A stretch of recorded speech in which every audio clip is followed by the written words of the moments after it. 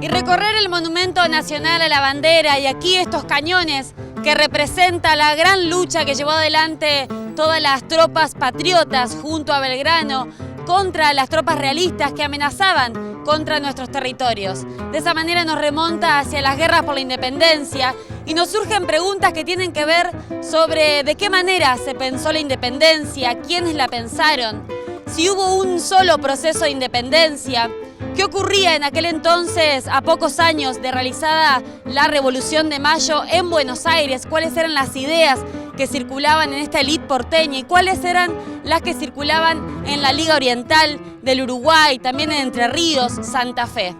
¿Qué significa la figura de Artigas? ¿Qué significó la Liga de los Pueblos Libres? ¿Qué ocurrió el 29 de junio de 1815 cuando estamos cumpliendo 200 años del Congreso de los Pueblos Libres? Todas estas preguntas circularon alrededor de los foros por una nueva independencia. Allí se convocaron intelectuales de gran renombre para debatir sobre la independencia nacional. Nosotros estuvimos allí y este es el material que compartimos junto a todos ustedes.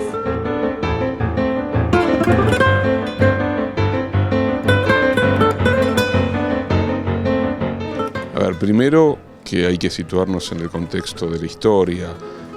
Efectivamente, los vencedores suelen relatar hacia atrás y hacia adelante la historia y van invisibilizando experiencias, gestas, memorias, acontecimientos. Uno de esos acontecimientos que quedó apartado, excluido, que fue casi una página en blanco, fue todo el movimiento artiguista, porque si bien hay una fecha y el 2015 y junio y un día especial en donde se proclama la independencia a partir de la idea llevada a la práctica por Artigas de los pueblos libres, sin dudas que Artigas fue más que eso. Artigas fue el que encabezó todo un proceso muy innovador para su tiempo, una concepción democrática, federal, una idea también que quedó olvidada en la historia tanto argentina como uruguaya, que es aquello de la tierra para quien la trabaja,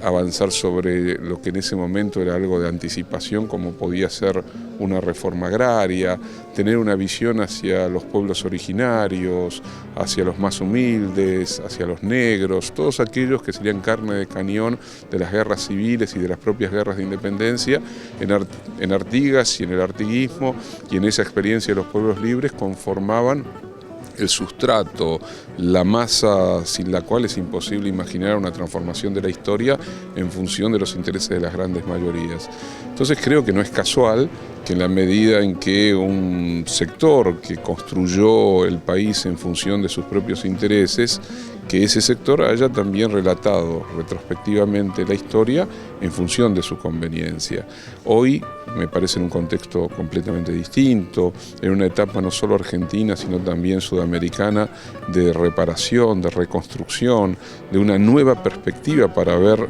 el devenir de la historia. La figura de Artigas creo que adquiere una dimensión extraordinariamente importante, pero no solo como memoria histórica o como el prócer de aquellos años o como la forma de la efeméride o de aquel que tiene ya una estatua y es bronce, sino todo lo contrario, como aquel que pensó y actuó en función de una concepción de sociedad, de país, que bajo las condiciones de nuestra época, porque obviamente no es la misma la experiencia de una sociedad del siglo XXI que de aquellas sociedades de comienzo del siglo XIX, pero sin embargo hay motivos que persisten, los motivos de la igualdad, los motivos de la ampliación de derechos, la idea o el proyecto de la patria grande, el ideal artiguista que puede ser perfectamente vinculado con el ideal sanmartiniano y el ideal bolivariano de la patria común. Entonces creo que hoy crear espacios donde podamos discutir abiertamente, pluralmente, la compleja trama de nuestra historia, pasándole a esa historia el cepillo a contrapelo para que salten aquellas virutas que quedaban siempre apartadas, es un modo de reconstruir las grandes tradiciones populares y democráticas de nuestras sociedades.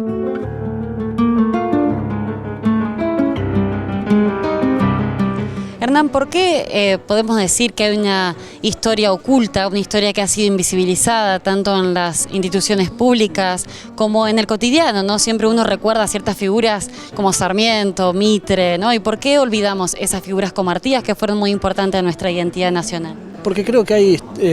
las historias escritas por los estados nacionales a mediados del siglo, a la segunda mitad del siglo XIX, lo que intentaron es construir una nacionalidad determinada. Y esa nacionalidad determinada lo hacen bajo el panteón que generaron los estados-nación, con Mitre en la Argentina, pero con otros personajes en distintos países. Entonces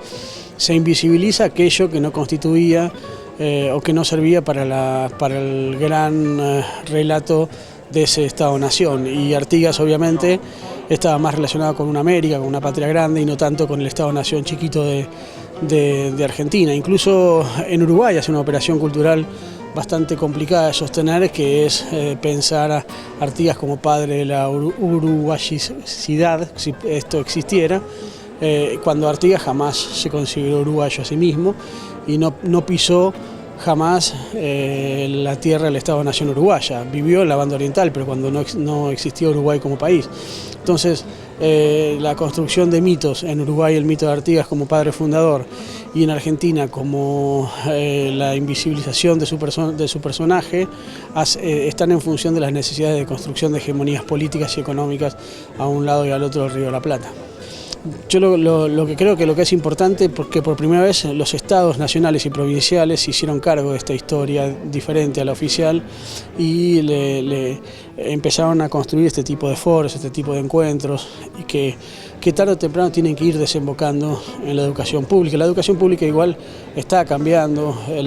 se están cambiando las currículas, se están cambiando las miradas históricas. Yo creo que es un trabajo que va lento, pero que va bastante seguro. Y yo diría que en el sentido común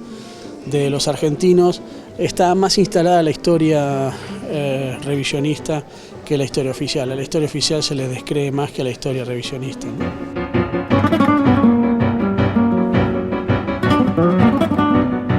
Yo creo que todos tenemos responsabilidades en esto de alumbrar, de iluminar. El Estado, por supuesto, más que ninguno, una responsabilidad mayor, pero también lo tienen ustedes, los comunicadores, los maestros en el aula, los padres en su casa, cuando al caer el sol por allí tienen una oportunidad de hablar con sus hijos. Hay que ayudar a mirar.